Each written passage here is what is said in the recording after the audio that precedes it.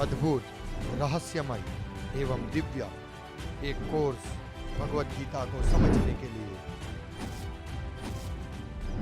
आप सोच रहे होंगे कि यह कोर्स क्या है।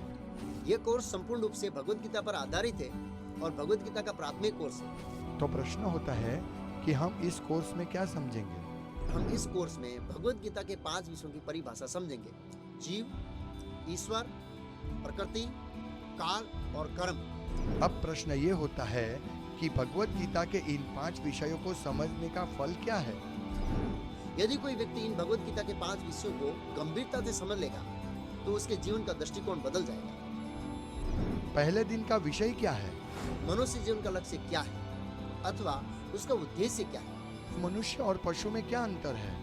मैं कौन हूँ, मैं कहाँ से आया हूँ, मृत्यु के बाद मैं कहाँ जाऊंगा, मैं क्यों दुखी हूँ। इन सभी प्रश्नों के उत्तर प्राप्त करने के लिए मनुष्य जीवन है। आध्यात्मिक ज्ञान लेने की पद्धति क्या है। आध्यात्मिक ज्ञान प्राप्त करने के 3 मार्ग हैं। आपके मन में प्रश्न हो सकता है कि इस कोर्स का आधार क्या है। अब हम दूसरे दिन से जो ज्ञान की चर्चा करेंगे वे इन तीनों पर आधारित होगी। दूसरे दिन का विषय क्या है। आत्मा का विज्ञान, साइंस ऑफ द सोल। कई बार लोग पूछते हैं कि मृत्यु के बाद हम कहाँ जाएंगे।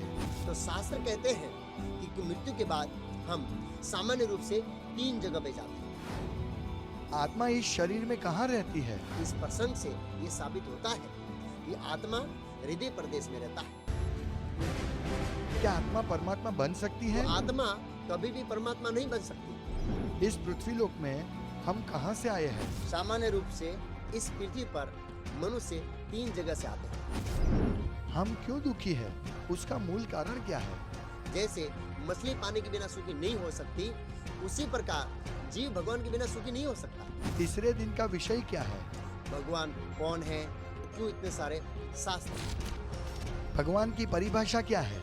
ये विष्णु पुराण का प्रमाण है कि भगवान यानी परिपूर्ण मात्रा में एक साथ हमेशा के लिए जिसके पास ये 6 ऐश्वर्य होते हैं यानी 6 ऑपुलेंस होते हैं उनको भगवान कहते हैं। बहुत सारे लोग पूछते हैं भगवान कृष्ण, भगवान विष्णु और ये सभी देवताएं हमेशा के लिए कहाँ पर रहते हैं। ये सर्वोपरि धाम है, उनको गोलोक धाम कहते हैं जहाँ पर भगवान कृष्ण रहते हैं। उसके नीचे वैकुंठ धाम है जहाँ पर भगवान विष्णु और भगवान विष्णु के विस्तार रहते हैं। इसमें 3 विष्णु के बारे में वर्णन है जो ये सृष्टि सर्जन के मूल कारण है। देवता और भगवान में क्या अंतर है। देवता की पूजा और भगवान की पूजा में क्या अंतर है। चौथे दिन के 3 विषय है। बौद्धिक प्रकृति, काल और कर्म का सिद्धांत। प्रकृति के 3 गुणों में किसी की मृत्यु होती है तो वो व्यक्ति अथवा आत्मा कहाँ जाता है। सतोगुण में जो मरता है वो ऊपर के लोकों में जाता है। जो हुआ वो अच्छा हुआ। क्या यह गीता सार है। क्या गीता में ऐसा लिखा हुआ है। अगर आपके घर में चोरी होती है, आप पुलिस को कहते हैं कि साहब हमारे घर चोरी हुई है, पुलिस कहेगी जो हुआ अच्छा हुआ।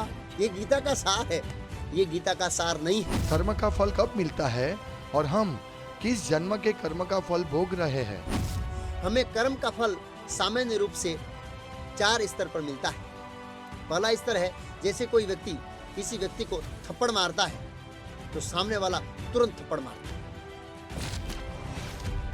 इसमें 4 प्रकार के नरक का वर्णन है।